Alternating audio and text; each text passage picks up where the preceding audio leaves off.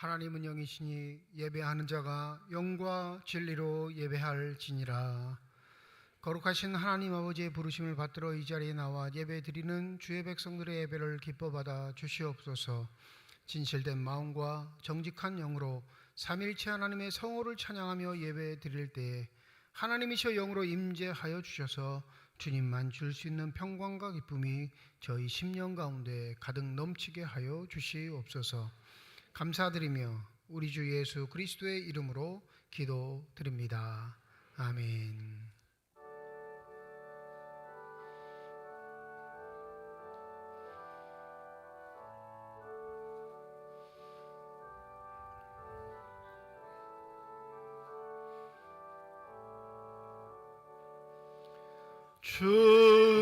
주은혜를 받으러 모인 성도 주 크신 뜻 깨닫게 하옵소서.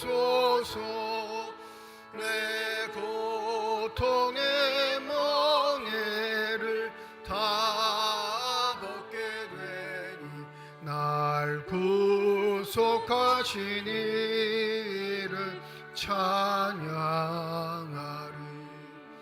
주리를 곁에서 인도하신 그 거룩한 나라가 이루어지네. 저마디와 싸워서 늘 승리하니 큰 영광 주께 돌려 찬양하리. 주리의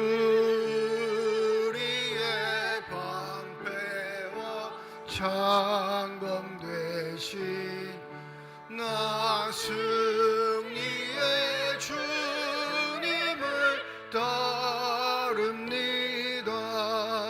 큰 환난을 당할 때 늘 도우시니 승천과 높이 불러 찬양하리. 아멘.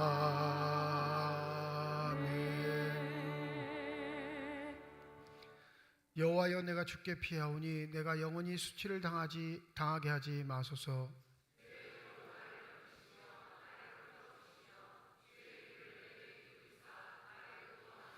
주는 내가 항상 피하여 숨을 바위가 되소서. 주께서 나를 구원하라 명령하셨으니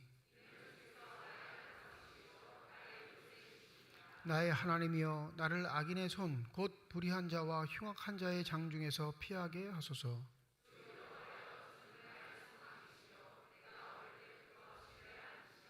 내가 모태에서부터 주를 의지하였사오며 나의 어머니의 배에서부터 주께서 나를 택하셨사오니.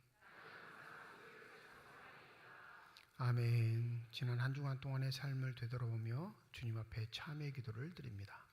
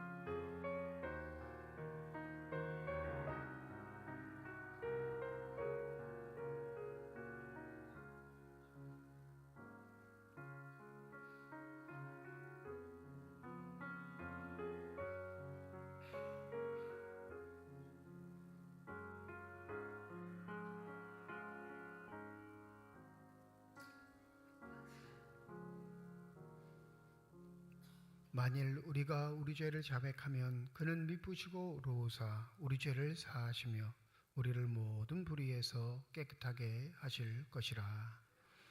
나는 전능하신 아버지 하나님 천지의 창조주를 믿습니다. 나는 그의 유일하신 아들 우리 주 예수 그리스도를 믿습니다. 그는 성령으로 잉태되어 동정녀 마리아에게서 나시고 본디오 빌라도에게 고난을 받아 십자가에 못 박혀 죽으시고 장사된 지 사흘 만에 죽은 자 가운데서 다시 살아나셨으며 하늘에 오르시어 전능하신 아버지 하나님 우편에 앉아 계시다가 거기로부터 살아있는 자와 죽은 자를 심판하러 오십니다. 나는 성령을 믿으며 거룩한 공교회와 성도의 교제와 죄를 용서받는 것과 몸의 부활과 영생을 믿습니다. 아멘.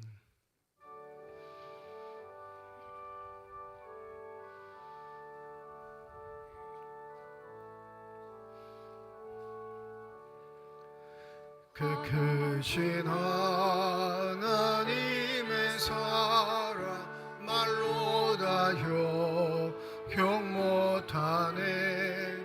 저 높고 높은 별을 넘어 이 낮고 낮은 땅 위에 죄범한 영혼 구하려 그 아들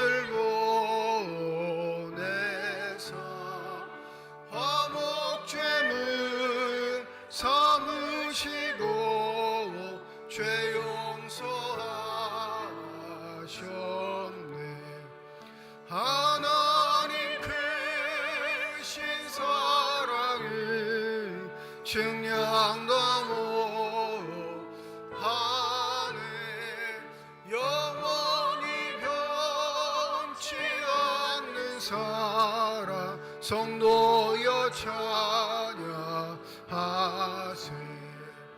괴로운 시절 지나가고 땅 위에 여화세할 때 주 잊지 않던 영혼들을 큰 소리 외쳐 울어도 주 믿는 성도들에게 큰 사랑 베푸사 우리의 죄 사했으니 그 은혜 잊을까.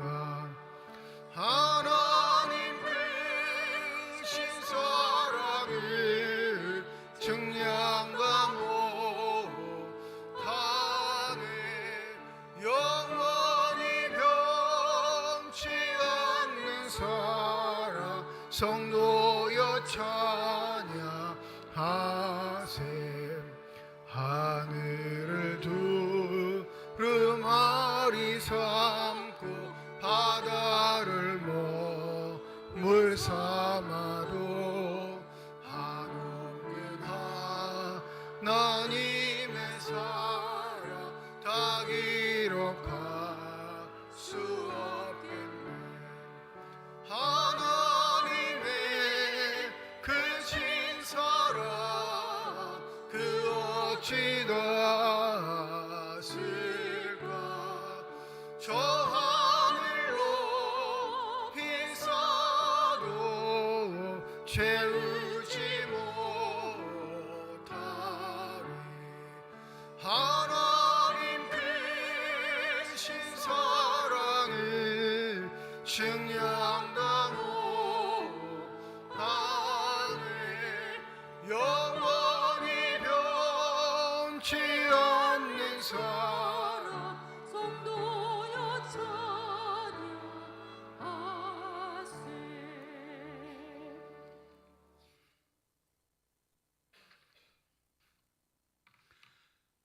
사랑이 많으시고 은혜가 풍성하신 하나님 아버지, 오늘 거룩한 주일날 세상과 구별하여 저희를 택하여 주님의 성전에 나올 수 있도록 불러주신 은혜 감사드립니다.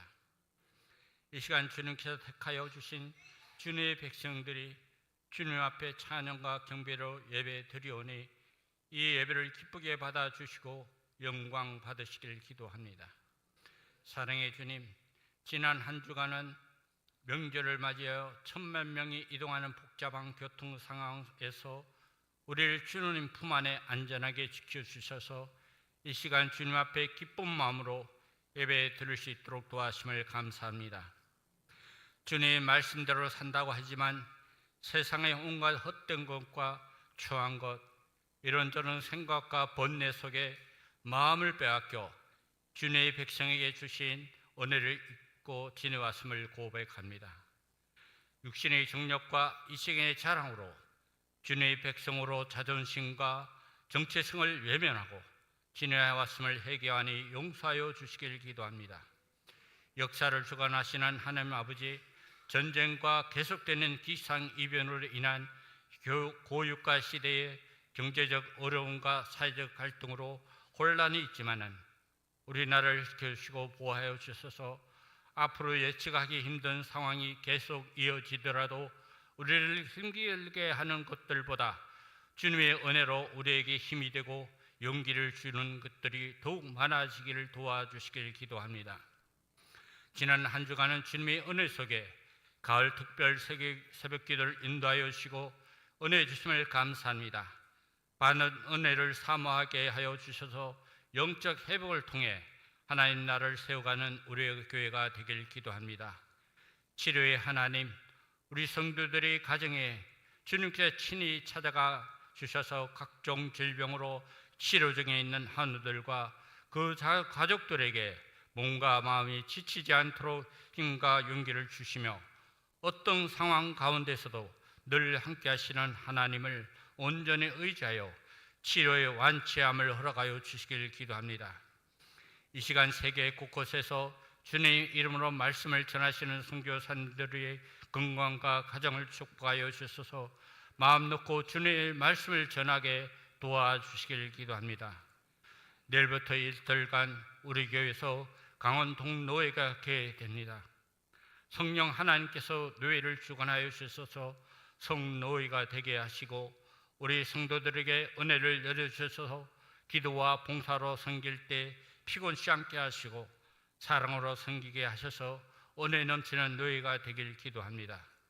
우리 교회 학교를 사랑하여 주셔서 유치부터 청년부까지 은혜 내려주시고 우리 자녀들이 다음 세대를 이끌어가는 영적 지도자들이 되게 하시고 이를 위해 헌신하는 교육자님, 선생님들에게 건강 주시고 축복의 길로 인도하여 주시길 기도합니다. 고3 학생들을 위해 기도합니다. 아버지 하나님, 그들의 앞길을 정하여 주십시고 지혜와 명철을 허락하여 주셔서 하나님께서 원하시는 길로 인도하여 주시길 기도합니다. 이 시간 찬양으로 하나님께 영광 돌리는 시온 찬양대의 찬양을 기뻐 받아 주시고 언제나 하나님을 찬양하기를 쉬지 않게 하시고 찬양대원들이 기쁨으로 찬양 사역을 잘 감당할 수 있도록 건강도 허락하시고 가정에도 은혜가 충만하시길 기도합니다. 이 예배를 위하여 보지 않는 곳에서 수고하시는 봉사자들의 손길도 기억하셔서 주님의 은혜로 축복하여 주시길 기도합니다. 담임 목사님 건강 지켜주시고 이 시간 단위에서 담임 목사님이 선포되는 말씀을 통해 성령의 충만을 받아 온전히 주님을 경배하는 시간 되기를 간절히 기도하며 우리의 구원자 되시고 언제나 사랑으로 보살펴 주시는 예수 그리스도 이름으로 기도합니다.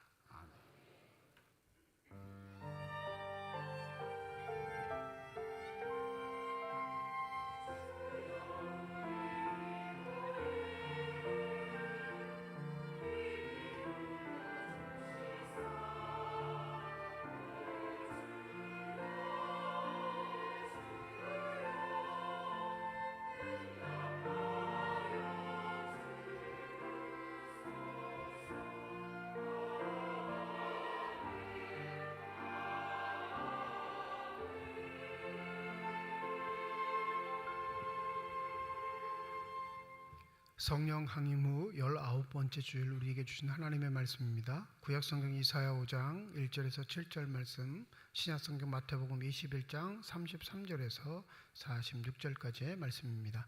다 함께 자리에 일어나 하나님의 말씀을 받겠습니다.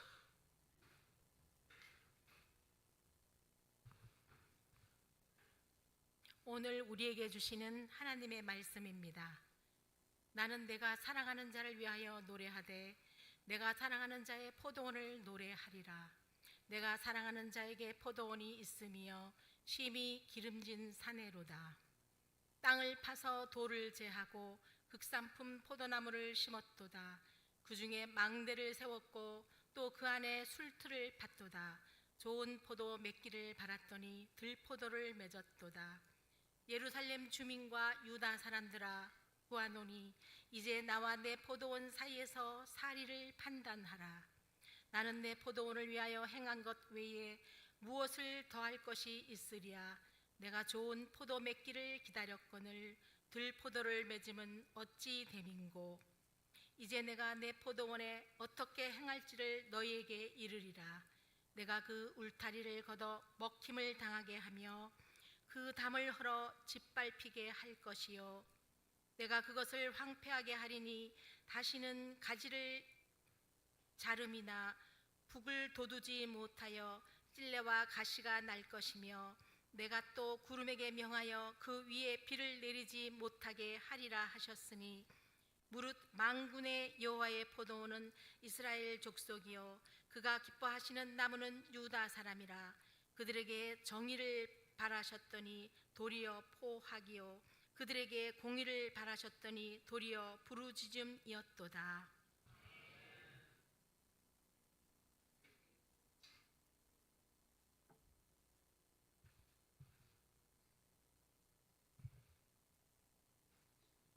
다른 한 비유를 들으라. 한 집 주인이 포도원을 만들어 산 울타리로 두르고 거기에 접지 않은 틀을 만들고 망대를 짓고 농부들에게 새로 주고 파국에 갔더니 열매 거둘 때가 가까우매 그 열매를 받으려고 자기 종들을 농부들에게 보내니 농부들이 종들을 잡아 하나는 심히 때리고 하나는 죽이고 하나는 돌로 쳤거늘 다시 다른 종들을 처음보다 많이 보내니 그들에게도 그렇게 하였는지라. 후에 자기 아들을 보내며 이르되 그들이 내 아들을 존대하리라 하였더니 농부들이 그 아들을 보고 서로 말하되 이는 상속자니 죽이고 그 유산을 차지하자 하고 이에 잡아 포도원 밖에 내쫓아 죽였느니라.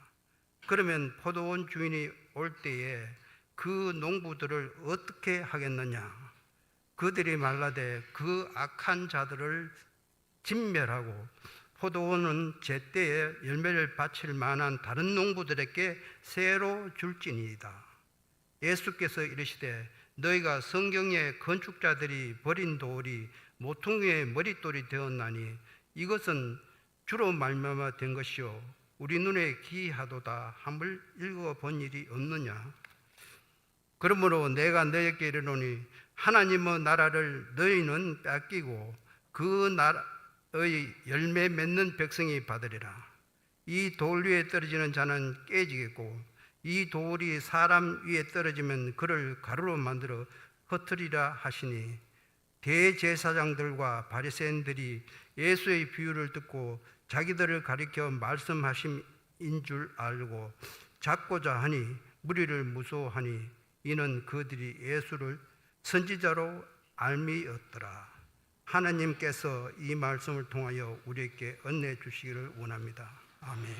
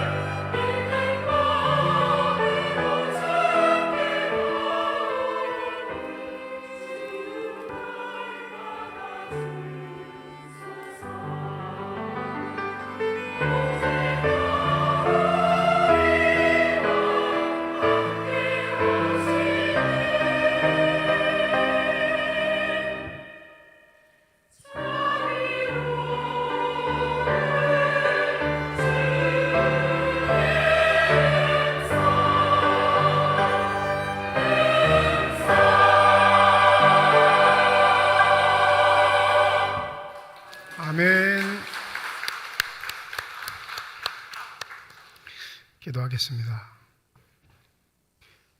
이 시간 우리들의 눈을 열어주시사 주 형상 바라보게 하여 주시옵시고 우리들의 귀를 열어주셔서 주 음성 듣게 하여 주시옵소서. 닫혀진 우리의 심령의 문이 성령의 은혜 가운데 활짝 열려지게 하여 주셔서 하나님 아버지 마음속에 품고 계시는 기쁨과 평안과 만족이 넘치는 복된 시간이 되게 하여 주시옵소서. 감사드리며 우리 주 예수 그리스도의 이름으로 기도드립니다. 아멘. 유대인들이 전통적으로 지키는 3대 절기 중 초막절이 있습니다. 이 초막절이 지난 안식일 첫 새벽에 가자 지구에서 수천 발의 로켓포가 이스라엘 진영으로 떨어진 사건을 우리가 며칠 전에 보았습니다. 바로 이틀 전 일이죠. 초막절 지나서 안식일이니까 유대인들은 절대 안식일에 움직이지 않으니까 그 포탄을 그대로 다 맞은 겁니다. 수천 발. 사망자는 수십 명, 수백 명에 이르는 부상자들이 발생했습니다. 안식일이 지난 첫날 이스라엘 네타냐후 총리가 이렇게 선포합니다. 전쟁이다. 이 전쟁은 우리가 반드시 이긴다. 이슬람의 모토는 오른손에는 칼을, 왼손에는 꾸란을이라는 모토가 있습니다. 무력을 사용해서라도 자신들이 믿는 신앙을 전하겠다라는 그런 마음이 담겨져 있는 구호이지요. 이스라엘과 이슬람 지역의 전쟁은 단지 영토 싸움, 신념 싸움이 아니라 신의 이름을 걸고 하는 성전의 개념이기에 현대를 살아가는 우리들에게는 굉장히 생소하고 낯선 풍경이긴 합니다. 그런데 놀랍게도 수천 년 동안 이 싸움은 계속 반복되고 있습니다. 미국이 이스라엘 측에 손을 들어줬고 유엔도 이스라엘 측에 손을 들어줬습니다. 뿐만 아니라 유럽 대부분의 서방 국가들도 이스라엘을 지지합니다. 결국엔 유대교를 신봉하는 이스라엘 측과 이슬람을 신봉하는 중동 지역의 세력의 전쟁이 될 것임은 명확합니다. 우리가 한번 기억해 볼 건 과연 하나님이 이 일을 원하셨는가라는 겁니다. 예루살렘 지역은 4개의 종파가 서로 각각 구역을 나누어서 자기들의 신앙을 유지하는 것으로 질서를 유지해 왔습니다. 한쪽 지역은 이슬람 지역, 한쪽 지역은 유대교 지역, 한쪽은 기독교, 한쪽은 카톨릭이 예루살렘을 4등분해서 자신들이 믿는 신앙을 유지해 왔는데 늘 언제나 그것을 불안해했던 건 바로 자신들의 믿는 신의 개념으로 누군가의 생명을 해하는 걸 전혀 무색하게 생각했다라는 겁니다. 오늘 본문 말씀 마태복음 21장 33절부터 46절에 기록되어 있는 하나님이 이스라엘 백성들에게 원하시고 바라셨던 열매 맺는 백성, 그 삶이 여전히 이스라엘 사람들에게는 소귀에 경 있듯이 전혀 들리지 않는 말씀이 되는 현실이 우리를 암담하게 만듭니다. 부디 이 말씀을 통해 하나님의 뜻이 저와 여러분에게 아름답게 들려지고 그 하나님의 뜻들이 우리의 손길을 통해 평화를 이룰 수 있는 아름답고 복된 일로 열매 맺기를 주님의 이름으로 축원드립니다. 오늘 본문에 보면 너무나 잘 알죠. 한 주인이 포도원을 만듭니다. 33절에 보면 한 집주인이 포도원을 만들어 산 울타리를 두르고 거기에 집 짜는 틀을 만들고 망대를 지었다라고 말합니다. 오늘 구약 본문을 읽었던 이사야 5장에 보면 뭐라고까지 되어 있냐면 극상품 포도나무를 심고 돌들을 다 제하고 이 포도나무가 열매를 너무 잘 맺을 수 있는 모든 조건들을 주인이 다 갖추어 주었다라고 말합니다. 그 다음에 누구를 부르냐면 오늘 33절에 보면 농부들을 불렀는데 농부들에게 뭘 주었어요? 새를 주고 주인은 탁옥을 갔다 이렇게 말합니다. 이 예수의 이야기, 예수의 비유의 이야기의 핵심은 하나님의 권위는 누구에게 주어졌느냐라는 걸 다시 한번 설명하기 위해 이 비유의 이야기를 시작하셨다는 사실을 염두에 두셔야 합니다. 이 농부들이 포도원의 주인일까요? 아닐까요? 지금 다 설명을 드렸는데 이 포도원의 주인은 농부들일까요? 아니면 새를 맡긴 주인일까요? 주인이에요. 이건 명확해요. 너무 쉬우니까 대답을 안 하시는 것 같은데 자, 이 농부들의 행태를 보십시다. 34절 보면 열매 거둘 때가 가까움에 그 열매를 받으려고 자기 종들을 주인이 농부들에게 보냅니다. 계약 관계에 있는 거죠. 내가 재반상을 다 마련해 줬어. 포도나무를 잘 키워가지고 열매 딸 때가 되면 일정량의 열매를 나한테 보내기만 하면 돼. 여러분 여기서 잘 기억하셔야 할 게 이 농부들은 거의 자유인의 수준이에요. 이스라엘 당시의 품꾼들, 노예들이란 거는 상상을 초월할 분들입니다. 품꾼은 뭐예요? 열매에 대해서는 생각하지 않아요. 자신이 보낸 일한 시간만큼 돈만 받으면 돼요. 이는 품꾼이라고 합니다. 그러니까 열매가 많든지 적든지 그건 품꾼의 몫이 아니고 그냥 자기가 시키기만 일만 하면 됩니다. 이 농부들보다 아랫단계에 있는 사람들이에요. 이 품꾼들보다 더 아랫단계에 있는 사람들은 누굴까요? 종입니다. 노예들. 그들은 품꾼이 없어요. 품삯이. 주인의 명령대로 일만 해야 됩니다. 집에 돌아와서는요? 자기 마음대로 쉬지도 못해요. 주인에게 필요한 모든 것을 제공한 후 이후에야 쉴 수 있는 것도 아니에요. 주인의 명령을 기다려야 합니다. 이제 너 발 씻고 가서 밥 먹어 해야 밥이나 먹을 수 있는 존재가 뭐예요? 종이에요. 노예예요. 근데 이 농부들은 엄청난 자유가 주어져 있습니다. 이 포도원을 자기 것처럼 관리하고 가꾸고 그 열매를 수확할 수 있는 권한들이 다 주인으로부터 그들에게 일임되었기 때문에 그렇습니다. 한 가지만 명심하면 돼요. 어떤 것? 주인에게 적당한 세를 주기만 하면 되는 거죠. 그런데 주인이 그 약속한 세를 받기 위해 종들을 보내니까 무슨 일이 벌어졌죠? 이 종들을 학살합니다. 농부들이. 하나는 때려 죽이고 뭐 찢어 죽이고 뭐 이렇게 기록되어 있지만 일맥상통한 건 죽였다는 거예요. 주인이 다시금 종들을 보내는데 36절입니다. 다시 다른 종들을 처음보다 많이 보내니 그들에게도 그렇게 하였는지라. 똑같이 잔인한 기록을 하기에는 뭐 하니까 똑같이 그렇게 하였다라고 기록된 건 뭐예요? 두 번째 보낸 종들도 어떻게 했다고요? 다 죽인 거예요. 여러분 이 본문을 읽을 때 주인의 입장에서 읽으면 주인의 입장을 보면 여러분 주인의 행태가 이해가 되시나요? 안 되시나요? 제가 주인이면요 첫 번째 종들을 죽였을 때 바로 군대를 보내요. 그놈들 싹 다 죽여 그럴 거란 말이에요. 그렇지 않나요? 그래야 제대로 된 주인이죠.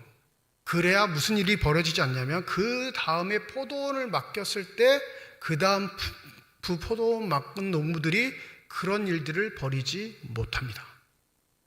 현명한 주인이라면 첫 번째 사건이 터졌을 때 바로 반격합니다. 근데 어찌된 일인지 이 주인은 엄청 답답하게 거리도 꽤 됐을 텐데 왜 그렇습니까? 주인이 타국이 갔다고 그랬잖아요. 다른 나라에 갔으니까 종들을 보낼 때 얼마나 오래 시간이 걸리겠어요. 그런데도 인내를 가지고 두 번째 종들을 보냈는데 이 종들도 몰살당했습니다. 그 소식이 또 들리죠. 이 주인의 행태를 보십시오. 37절입니다. 우리 다 함께 읽을까요? 37절 시작.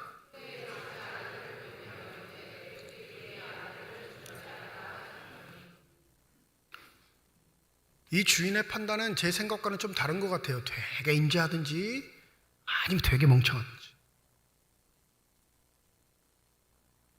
두 번이나 끔찍한 일을 당하고도 주인은 잠잠합니다. 대신 뭐라고 생각하냐면 그래 이제는 내 권위를 직접 가지고 있는 아들을 보내자. 그래도 저들이 아들은 나에게 한 것처럼 대할 거야. 존귀하게 대할 거야. 이게 주인의 판단이에요. 우리 38절 39절 한번 읽어보죠. 시작. 농부들이 그 아들을 보고 서로 말하되 이는 상속자니 자 죽이고 그의 유산을 차지하자 하고 이에 잡아 포도원 밖에 내쫓아 죽였느니라. 주인의 계산이 틀렸습니다. 아들을 보내면 존귀하게 대할 뿐만 아니라 그동안의 잘못을 회개하고 부복하고 굴복할 줄 알았는데 아들을 보자마자 농부들이 한 생각은 뭐예요? 저놈 죽이면 이 포도원 다 우리 거야. 이 농부들의 생각이 어리석은 게 여러분 아들을 죽인다고 포도원이 자기 것이 됩니까? 누가 살아있죠? 주인이 살아있잖아요. 이 결심은 왜 그러냐면 주인을 한 번도 본 적이 없는 겁니다. 농부들은 말만 들었지 대리인을 통해 서로 이야기만 주고받았지 자신의 현실 세계에서는 그 주인이 이름만 있을 뿐 현실에선 존재하지 않는 인물로 여긴 거죠. 그러니까 저 아들만 죽이면, 눈에 보이는 저 아들만 죽이면 포도는 누구 것이 돼요? 내 것이 됩니다. 여기까지 예수께서 이야기를 차분하게 잘 진행하시고 기세등등하게 예수 앞에 서 있는 대제사장, 바리새인들, 서기관, 쉽게 말하면 2000년 전 유대 땅에서 하나님의 권위를 입었다, 하나님의 권위가 나에게 있다 생각하고 자부하고 있는 이 사람들에게 질문을 합니다. 40절입니다. 그러면 포도원 주인이 올 때 그 농부들을 어떻게 하겠느냐? 그들의 입으로 대답하게 만든 거예요. 예수께서 대답하지 않으셔요. 자, 그들이 어떻게 대답했는지 우리 41절 다 함께 읽습니다. 시작. 그들이 말하되 그 악한 자들을 진멸하고 포도는 제때의 열매를 바칠 만한 다른 농부들에게 새로 줄지니이다. 자기들이 입으로 뭐라고 그래요? 진멸이라는 단어는요, 죽음이라는 의미는 하지만 성경에서 진멸이라고 할 땐 그 지역에 숨쉬는 모든 것들은 다 죽인 걸 말합니다. 싸그리 없애는 거예요. 초토화시키는 겁니다. 이건 예수의 입에서 나온 말이 아니라 그 예수의 이야기를 들었던 바리새인들, 대제사장들, 서기관들, 율법사들의 입에서 나온 말입니다. 주인이 이제는 더 이상 참지 않고 군대를 동원할 뿐만 아니라 직접 등장해서 그들을 다 진멸할 것을 알고 있는 겁니다. 여러분, 이 이야기를 듣고 읽었던 마태 교회, 마태 공동체는 이 이야기가 흐뭇했을까요? 끔찍했을까요? 끔찍했죠. 왜냐하면 이 유대인들은 바로 자신들의 친구이고 자신들의 아버지이고 자신들의 동료였기 때문에 그렇습니다. 이사야서에 보면 이 포도원은 구약전 전통에서 대부분 이스라엘을 상징합니다. 하나님이 포도원을 맡기실 때 그 포도원을 누구에게 맡겨요? 유대인들에게 맡기셨다 말씀하세요. 그러니 이 유대인들에게 맡기신 포도원의 가장 최선의 일, 농부들의 최선의 일은 좋은 열매를 거두면 그걸 주인께 드리기만 하면 되는 일이에요. 자, 생각해 보세요. 포도의 열매를 따가지고 주인께 드리는 일이 어려울까요? 쉬울까요? 너무 쉬워서 지금 대답 안 하시는 거예요? 다시 한번 묻습니다. 포도나무에서 나온 열매를 따서, 포도를 따서 주인에게 드리기만 하면 농부의 의무와 책임은 다 끝납니다. 쉬울까요? 어려울까요? 근데 이 쉬운 일을 이 친구들은 왜 이렇게 어렵게 하다가 죽음을 당하죠?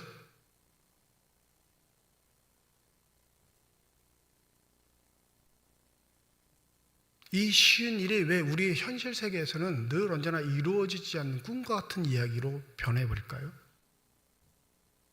여기 함정이 있습니다. 이 농부들이 큰 착각, 주인을 보이지 않으니까 이 세상의 주인, 포도원의 주인이 누구라고 생각한 거예요? 나야. 이 포도원에서 수고한 것도 나고, 아침부터 나와서 일찍 일한 것도 나고, 벌레를 제거한 것도 나고, 망을 씌운 것도 나고, 수확을 한 것도 나요. 그런데 손 하나 까딱하지 않은 주인? 그게 무슨 주인이야? 다 내 것인데. 이 마음이 들어오니까 포도의 열매를 주는 게 어려운 일일까요? 쉬운 일일까요? 어려운 일로 바뀝니다.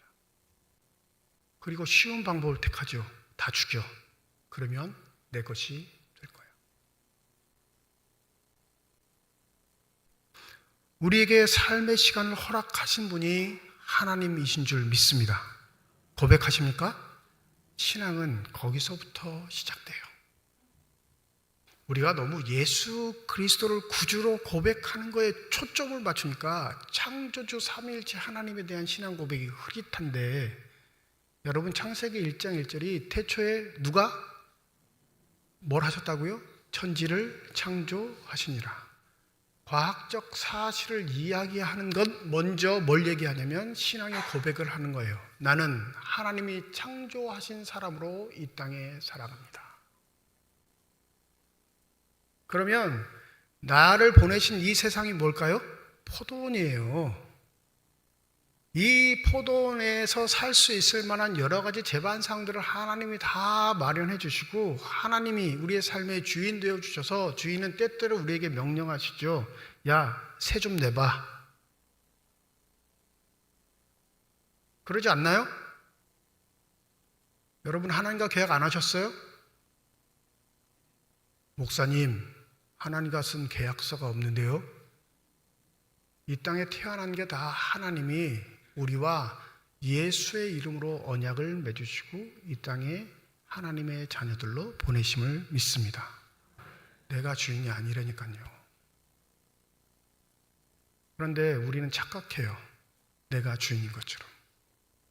내가 땀 흘려 벌었는데, 내가 남들처럼 놀지도 않고 일했는데, 내가 이룬 이 성과가 누구도 쫓아올 수 없으면 내 탁월함과 능력인데 왜 거기에 하나님이 개입해? 이 포도원을 지키는 농부들과 똑같은 마음을 품습니다. 그리고 하나님이 요구하실 때 외면하죠. 하나님 나한테 해준 게 뭐가 있어요? 똑같이 묻습니다. 만약 우리의 주인 되신 하나님이 이 땅에 천군 천사와 다시 등장하시게 되면 우리에게 남은 몫은 뭘까요? 진멸입니다. 한 호흡도 남지 않고 진멸당하는 것. 왜 이게 끔찍한 이야기냐면요. 여러분, 종들을 처음 보냈을 때 그 다음 종을 보낼 사이에 뭐가 있어요? 회개할 수 있는 시간이 주어져요.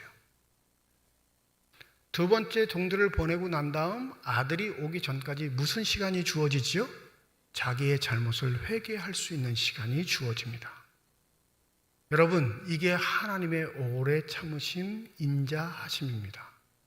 제3자가 보기엔 너무나 답답하고 능력 없고 힘도 없는 주인인 것처럼, 무능한 주인인 것처럼 보이지만 전능하신 하나님은, 주인 되신 하나님은 참고 기다리십니다. 농부들이 회개하고 주인 앞에 돌아오기를. 그 일도 벌어지지 않으니까 아들을 보내십니다. 내 아들을 보내면 저들이 잘못을 깨닫고 나에게 돌아오겠지. 그런데 역사상 2000년 전 사람들은 하나님의 아들 예수를 어떻게 했죠? 죽였습니다. 내 삶의 시간은 내 거야. 내가 이룬 모든 것들은 다 내 거야. 내 삶의 주인은 나일 때 그게 참 인간다운 삶이야를 외치면서 하나님의 아들 예수를 죽이는 일들은 지금도 반복되고 있습니다. 하나님 앞에 세를 드리고 열매를 드리는 게 여러분 하나님이 우리의 것을 빼앗아 간다고 착각하지 마십시오. 하나님은 그거 없어도 사십니다. 믿으십니까? 근데 목사님 맨날 왜 헌금하라고 해요? 우리의 관점이 여전히 내가 모은 것, 내가 번 것, 내가 힘 흘려 쌓은 것에만 관심이 있으니까 빼앗기지 않을 수단과 방법들을 교묘하게 생각해내는 겁니다. 주인이 종들을 통해 아들을 통해 농부들에게 보내는 이유는 야, 새 내놔 이게 아니고 너희들 내가 주인임을 잊지 마 이 얘기를 하는 거예요. 내가 너희들의 삶의 주인이야. 그 권위를 인정해. 그 권위 안에서 사는 게 행복임을 잊지 말라고 얘기하시는 겁니다. 근데 우리의 관심이 하나님께 주인께 없으니까 내 것에만 집착하고 있으니까 빼앗길까 봐 빼앗기지 않는 정당한 방법들을 골머리 앓으면서 생각해내는 겁니다. 하나님 돈 필요 없으시다면서요. 굳이 왜 가져가려고 하셔요?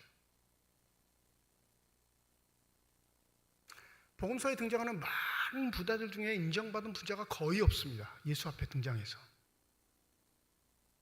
인정받으려고 했던 부자들은 다 예수의 말 한마디에 꼬꾸라집니다. 어느 젊은 부자가 등장하죠. 주님, 내가 무엇을 하면 영생을 얻겠습니까? 젊은 사람인데 이미 부자예요. 이룰 거 다 이루었어요. 그러니 생각나는 게 영생에 관한 거죠. 이 삶을 언제까지 지속하고 싶은 거예요? 영원히 지속하고 싶은 거예요.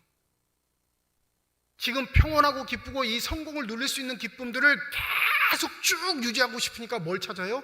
영생을 찾아요. 그러니까 주님이 탄칼에 얘기하시죠. 뭐라고 하셔요? 내 소유를 다 팔아 가난한 자들에게 주고 너는 나를 따르라. 여러분, 예수가 아무에게나 너는 나를 따르라 하셨나요? 아니에요. 아주 소수의 사람에게만 너는 나를 따르라 하셨어요. 이 부자가 청년이 어떻게 됐죠? 재물이 힘이 많아 마음에 근심하고 돌아갔느니라. 남들 앞에 나와 하나님이 주인인 것처럼 막 자랑하고 내가 어떻게 하면 이렇게 외쳤던 그 마음의 본심이 드러나 버렸습니다. 그의 삶의 주인은 누구예요? 나예요, 나. 돈은 자신을 말합니다. 이 세상에서 노력했던, 능력이 있었던, 열심을 다했던, 최선을 다해 살았던 나 자신을 말하는 결과물이거든요. 그 다음에 예수께서 말씀하시죠. 부자가 천국에 가기가 얼마나 어려운지 하시면서 얘기하죠. 우리의 목표, 우리의 삶의 모토, 우리의 행복과 기쁨이 되는 것과 같은 그 부자의 삶이 우리의 삶의 전부이고 그것을 위해 살아간다면 여러분과 저는 하나님이 주인이 아닌 삶을 살아가고 있는 겁니다. 세상은 그걸 가르쳐주고 있어요. 세상은 자꾸 그걸 우리에게 주입합니다. 야, 성공하는 인생, 행복한 인생 뭔 줄 알아? 남에게 걸거치지 않게 자기 멋대로 살 수 있도록 능력 있는 삶이야. 그러려면 뭐가 필요하죠? 돈이 필요해요. 여러분, 돈 많아 보세요. 저는 돈 많아 본 적이 없으니까 그렇지만 친구 없는 게 문제가 될까요? 문제 안 돼요.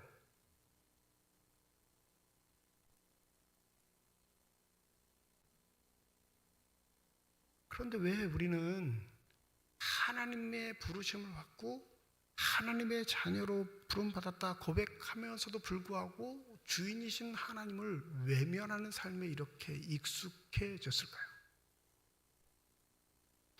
시편 14편 1절에 이렇게 말합니다. 어리석은 자는 그 마음에 이르기를 하나님이 없다 하는도다. 그들은 부패하고 그 행실이 가증하니 선을 행하는 자가 없도다. 여호와께서 하늘에서 인생을 굽어 살피사 지각이 있어 하나님을 찾는 자가 있는 자 보려 하신지요 다 치우쳐 함께 더러운 자가 되고 선을 행하는 자가 없으니 하나도 없도다.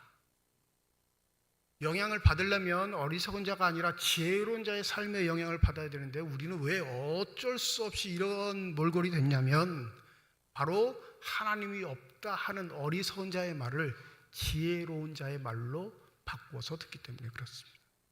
내 인생 네가 사는 거야. 인간이 가치를 추구하고 행복을 추구할 때 가장 중요한 건 자신의 주관성이야. 너 자신을 개발해. 눈에 보이지 않는 주인 따위는 존재하지 않아.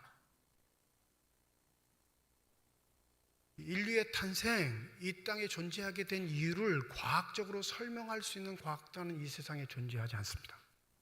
철학자도 없어요. 그러니까 아직까지 싸우는 거예요. 유일하게 누구만 이 이야기를 할 수 있어요? 하나님의 말씀을 가지고 온 하나님의 선지자들, 예언자들, 주의 종들만 이 얘기를 합니다. 하나님이 이사야를 통해서 직접 이 말씀을 하시죠. 이 백성은 내가 나를 위하여 지었나니 나를 찬송하게 하려 함이니라. 이 찬송하게 하려 함이 폭넓게 해석하면 예배, 이 예배를 다른 말로 오늘 본문에서 적용하는 말로 하면 세를 내는 거예요. 주님이 나의 주인이시기에 주님이 부르실 땐 언제든지 나의 모든 것이 다 주님의 것임을 고백합니다. 내 것은 하나도 없습니다. 믿으십니까? 그런데 문제는 예수의 이후의 시간, 그 아들이 죽고 주인이 오는 그 시간은 이제 주인이 오면 뭐만 남았다고요? 심판만 남은 거예요. 그러니 우리의 영혼이 깨어 기도할 수 있도록 긍휼을 하나님께 간구하는 저와 여러분이 되시기를 소원합니다. 하나님의 인자하심, 오래 참으심을 아직도 비웃는 자들이 있습니다. 그건 말로 조롱하는 게 아니라 삶으로 드러나요. 뭐가 하나님의 것이에요?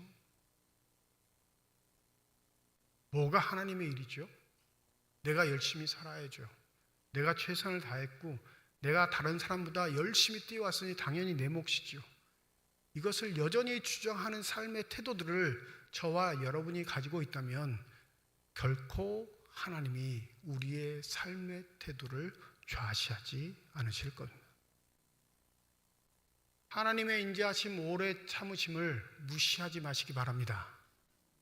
그것이 우리의 삶에 큰 화가 될 수 있기 때문에 그렇습니다. 부디 우리에게 맡겨주신 하나님의 주인 되심이 우리의 삶에서 아름다운 열매를 드림으로 하나님께 드리는 산 제사와 제물이 되시기를 주님의 이름으로 축원드립니다.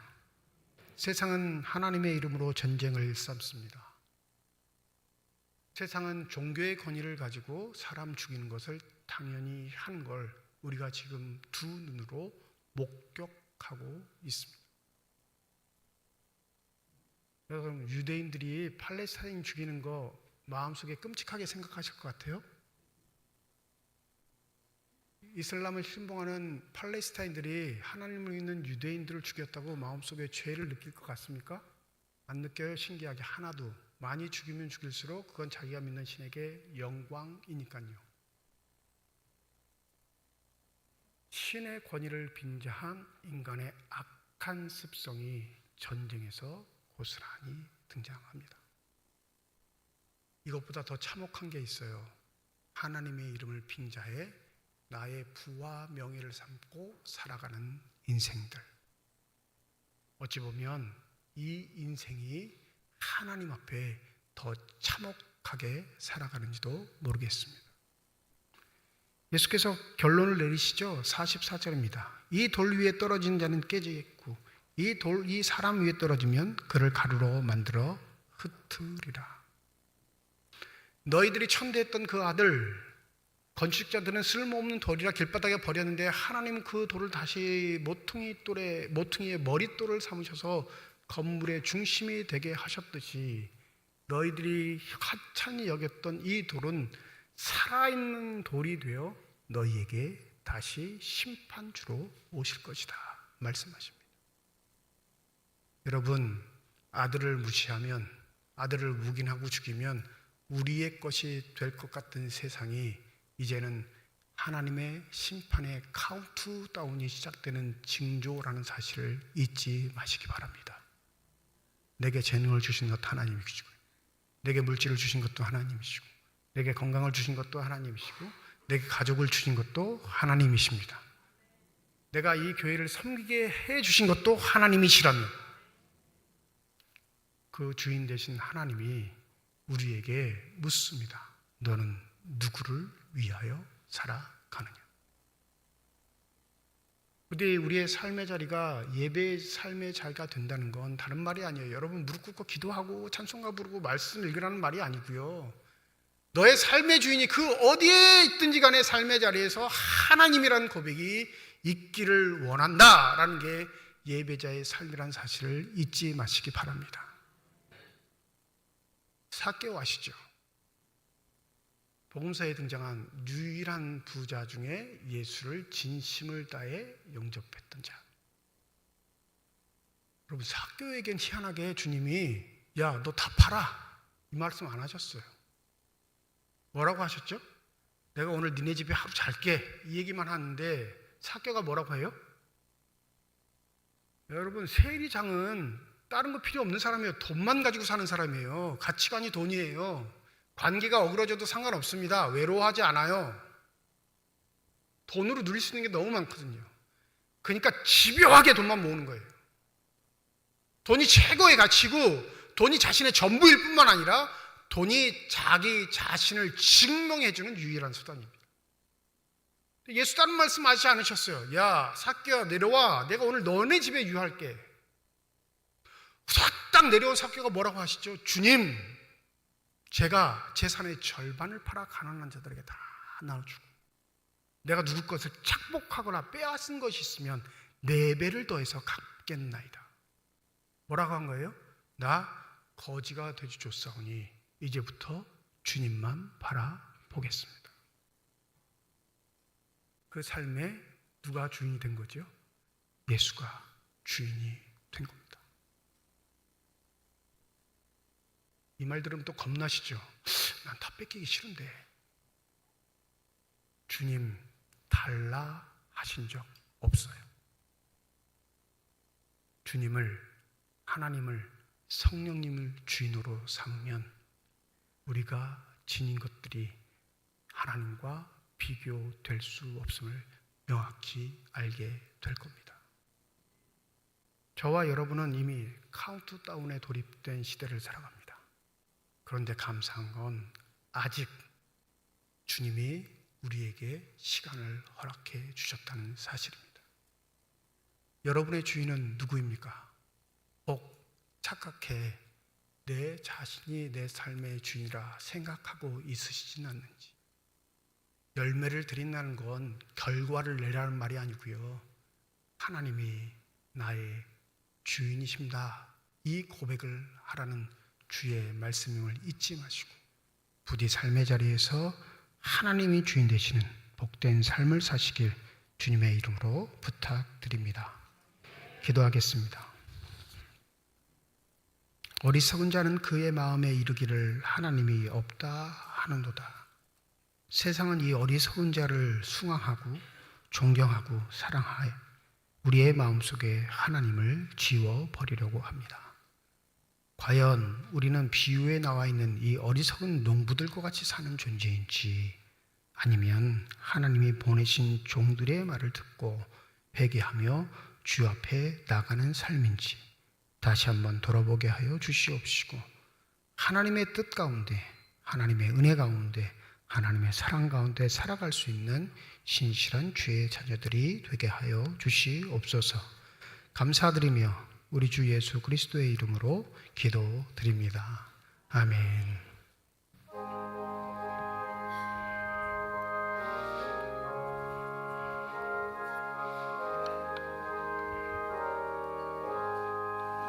저 높은 곳 세려나요 날마다 나아갑니다. 내 뜻과 정성 모아서 날마다 기도합니다.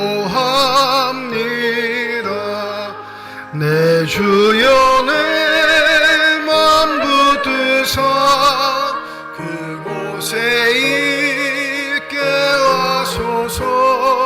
그곳은 빛과 사랑이 언제나 넘치옵니다. 내 주를 올라가 저 높은 곳 세우듯서 영원하고 나무리며 즐거운 노래 부르리. 내 주여 내 맘 붙드사 그곳에 있게 하소서. 그곳은 빛과 사랑이 언제나 넘치옵니다. 김정려 원사님 가정에서, 김기석 집사님 가정에서, 김영숙 집사님 가정에서, 김남길 집사님 가정에서 건축 헌금 드리셨습니다. 하나님 아버지 은혜와 사랑을 진심으로 감사드립니다. 거룩한 주일 주의 전에 나오게 하여 주시고 나올 때 빈손으로 나오지 아니하고 주 앞에 드릴 수 있는 예물께 하심을 감사드립니다. 이 예물이 쓰여지는 곳 하나님의 사랑이 널리진 것 되게 하여 주시옵시고 하나님의 이름으로 심겨지게 될 때 30배, 60배, 100배의 결실을 통해 하나님의 놀라우신 은혜와 하나님의 놀라우신 축복이 드러날 수 있는 아름다운 예물만이 되게 하여 주시옵소서. 예물을 드릴 때 기도의 제목을 담아 드리는 손길과 과정 주께서 하십니다.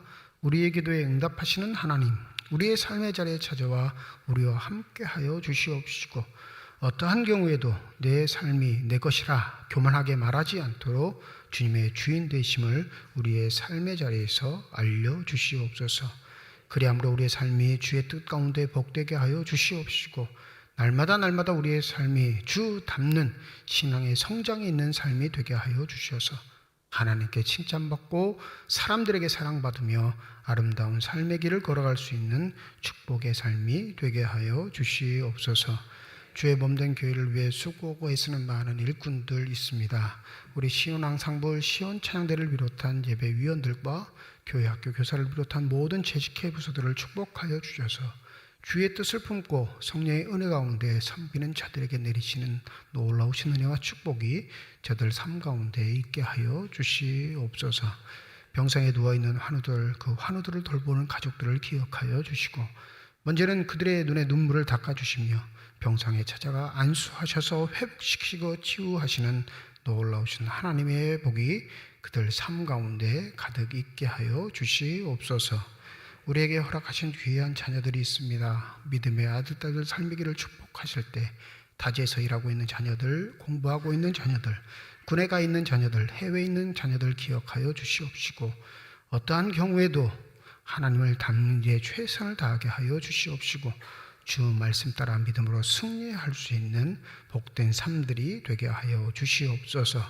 입시를 준비하고 있는 우리 수험생들 기억하여 주시옵시고 우리에게 능력과 재능을 주신 분이 하나님이시니 기도로 준비하는 자들 되게 하여 주셔서 하나님의 일꾼으로 성장하기에 부족함이 없도록 주의 은혜의 손길로 함께하여 주시옵소서. 감사드리며 우리 주 예수 그리스도의 이름으로 기도드립니다. 아멘. 우리 함께 인사하겠습니다. 하나님의 축복이 여러분과 함께. 네, 감사합니다. 우리 옆에 분과 인사하시죠. 하나님의 축복이 옆에 계신 분과 함께.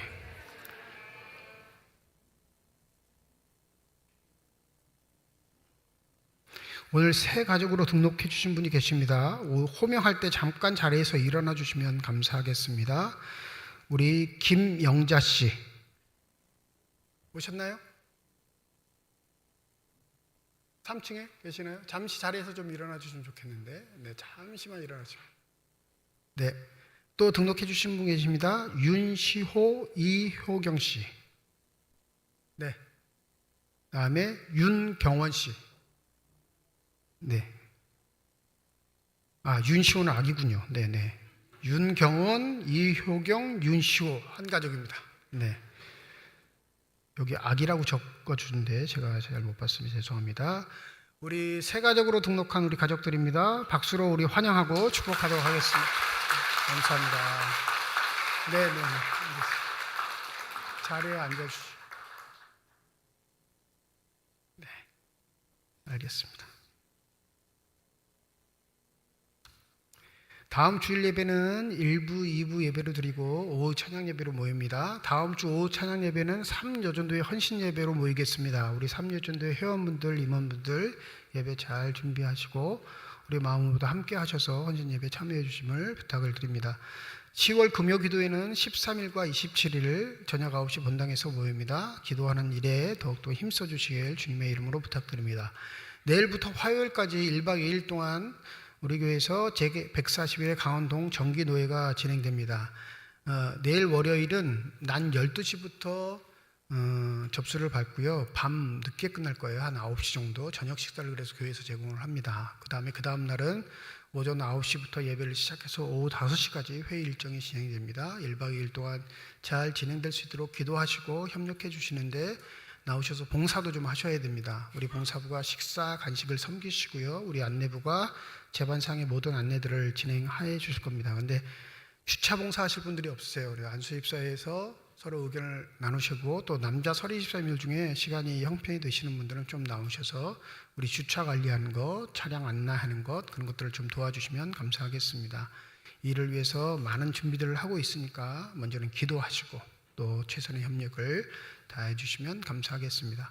2부 예배 후에 정기제식회로 본당에서 모이겠습니다. 각 기간 원래는 이번 주일이 아니라 다음 주일로 한 주 연기합니다. 죄송한데 다음 주일에 각 기관들 원래 준비해 주시면 되겠습니다. 세례 입교자 교육 2부 예배 후에 4층 찬양대실에서 모입니다. 목요 성경 공부 신구약 중간사 오후 1시 30분 지하 예배실에서 모이고요. 대신방 구역별로 담당 교구 목사에게 신청하시고 일정을 조율하시면 되겠습니다. 10월 15일 여돈제 연합회 주관으로 가을 바자회를 합니다. 2부 예배 끝나고 오후 예배 찬양 전이니까 한 2시간 정도 낼 거예요. 그 시간 동안 바자회 물품들도 구입하시고 서로 얘기도 나누시고 하시면 되겠는데 원활하게 진행할 수 있도록 여러분들 가지고 계신 생활용품 중이나 의류나 전자제품 쓸만한 것들을 기증해 주시면 그걸 잘 정비해서 판매하도록 하겠습니다. 그리고 구역별로 김장, 김치 준비하신 분들을 위해서 새우젓 주문을 받습니다. 구역별로 취합하셔서 여든제 연합회 회장 강송자 권사님께 신청하시면 바자회 전에 받으실 수 있고 또 신청을 못 하신 분들은 여분이 있으면 바자회 때 또 구입하실 수 있다고 하니까 그렇게 구입하셔도 되겠습니다. 한 가지 좀 죄송스럽게 양해를 구해야 할 건 다음 주일은 교회에서 밥을 제공하지 않습니다. 첫째 주, 셋째 주에는 교회에서 다 밥을 제공했잖아요. 1,000원을 내고 드시는 건데 1,000원을 안 내고 드시는 분이 더 많아요. 네. 자율적으로 하니까. 그러니까 첫째 주, 셋째 주는 돈 필요 없이 그냥 밥을 제공했는데 다음 주는 바자회여서 여러분 음식을 사서 드셔야 됩니다.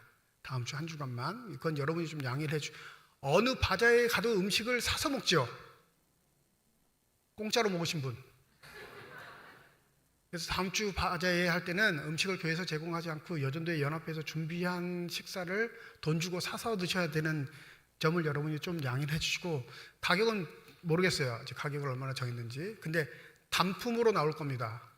상다리 부러지게 근사하게 차려주지 않고요. 하나 주고 뭐 하나 더 줄 거예요. 딱 빨리 먹을 수 있도록. 그러니까 단품 메뉴이니까 여러분 그것도 기분 나빠하지 마시고 이렇게 간단히 먹는 것도 좋구나 생각하시고 가족들하고 또 친구들하고 이렇게 같이 식사 자리를 마련해 하셔서 오시면 좋겠습니다. 외상은 될까요? 안 될까요? 그건 모르겠습니다. 제주껏 하세요. 제주껏 하시는데 아마 이제 원래를 준비하는 기관들에겐 연합회 회장님이 먼저 전화하실 거예요. 몇 명 드실 거냐 미리 파악을 할 테니까 그때 말씀해 주시면 되고 그 기관에 속하지 않고 그냥 식사하실 분들은 죄송한데 다음 주 한 주간은 식사비를 내셔야 한다는 거 꼭 양해해 주시면 감사하겠습니다. 지난 주간에 두 가정 상을 당하셨는데 우리 이덕희 집사님, 김남기 집사님 모친 별세하셨고요. 김복수 집사님, 이영수 집사님 어머니가 별세하셔서 동일하게 4일 똑같이 두 가정이 장례를 마쳤습니다. 오늘 오셨는데 이덕희 집사님, 김남기 집사님 잠시 좀 일어나 주시고 네, 김복수 집사님 일부 예배 오셨는데 밑에 계시나 보네요. 네.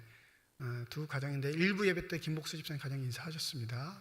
가정들 또 위로해 주시고 격려해 주시면 감사하겠습니다. 네, 자리에 앉아 주시고요. 또 김복수 집사님 가정에서 모친 장례 조문 위로에 감사해서 떡을 준비해 주셨습니다. 예배 마치고 나갔을 때 로비에서 떡을 받으시면 되겠습니다. 이제 다 함께 자리에 일어나셔서 결단 찬양 하나님께 드리겠습니다.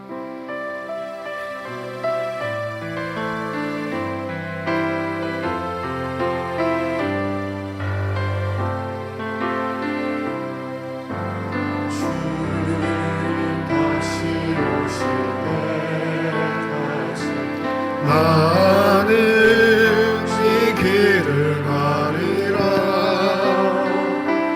좁은 문 좁은 길 나의 십자가 져 나의 가는 길 예수께서 주님을 보리라 영광에 내 주님 나를 맞아주시고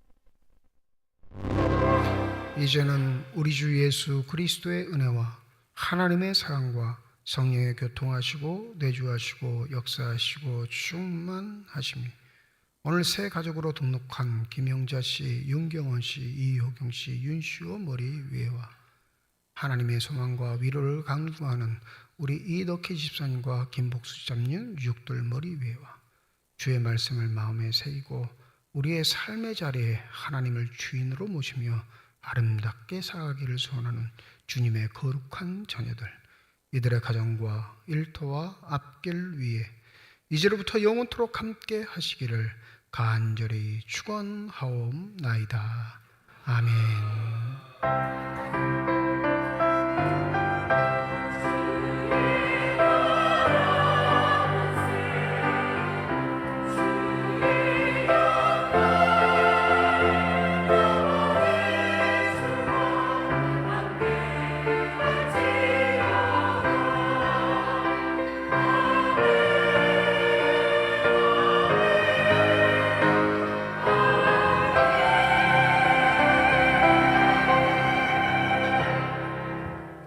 우리 찬송가 406장 1절과 4절 부르시면서 정기제식회 준비하겠습니다.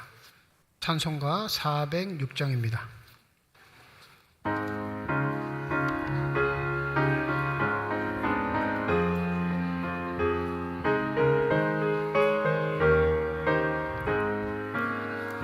고난 내 영혼 편히 쉴 곳과 풍랑 잃어도 안전한 포구 폭풍까지도 다스리시는 주의 영원한 팔의지에 주의 영원하신 팔 함께하사 항상 나를 붙드시니 어느 곳에 가든지 요동하지 않음을 주의 팔을 의지함이 4절합니다.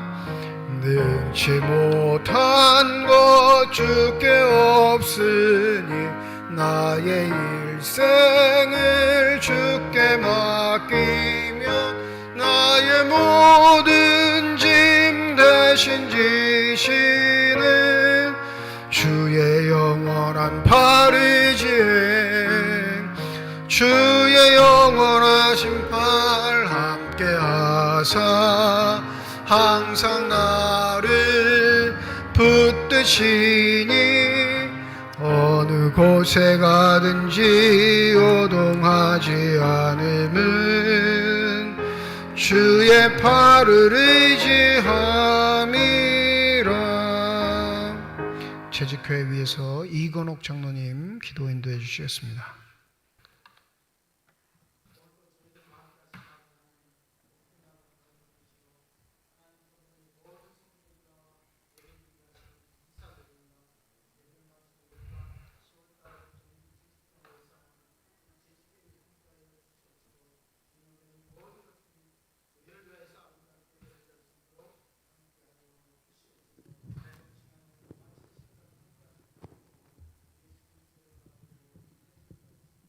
아멘. 하나님의 말씀은 시편 36편 7절과 8절입니다. 시편 36편 7절과 8절 제가 읽습니다.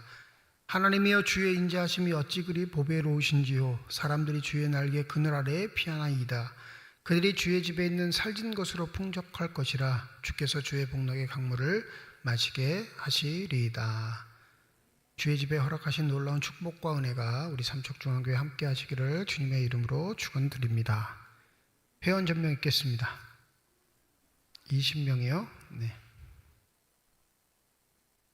성원이 되었으므로 제10월 정기제직회를 시작하도록 하겠습니다. 사옥이 나오셔서 전 회의록 낭독해 주시겠습니다.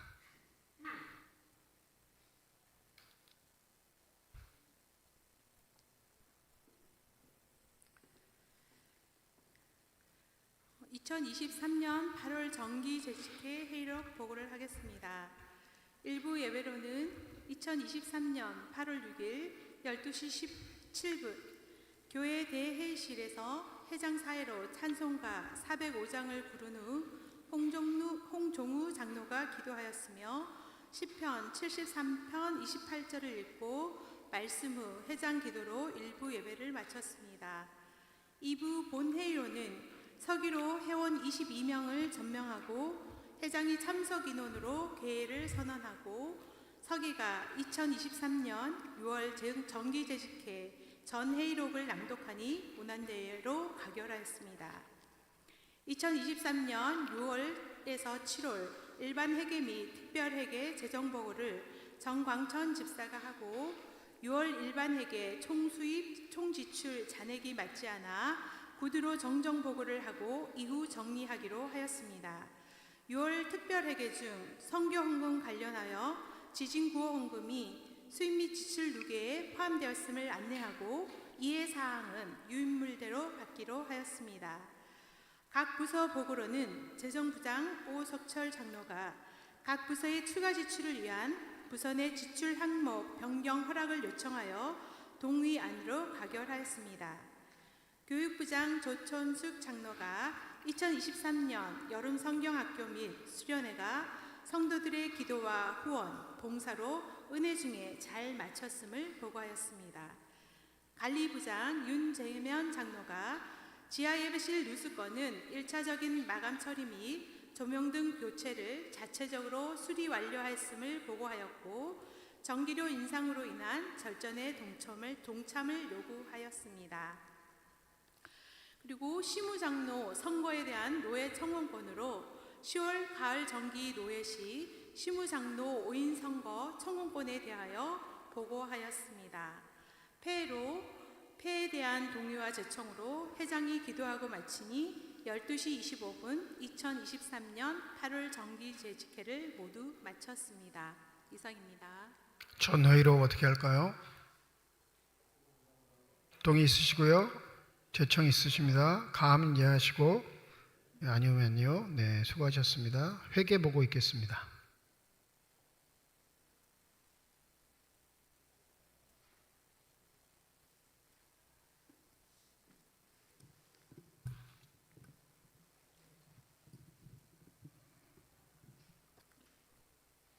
회계보고 말씀드리겠습니다.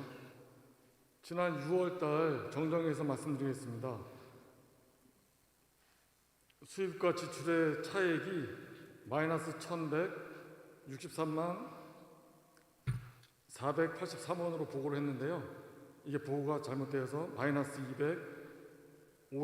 3,715원입니다. 그래서 잔액은 맞고 차액이 틀려가지고 제가 정정 보고하겠습니다. 그리고 8월달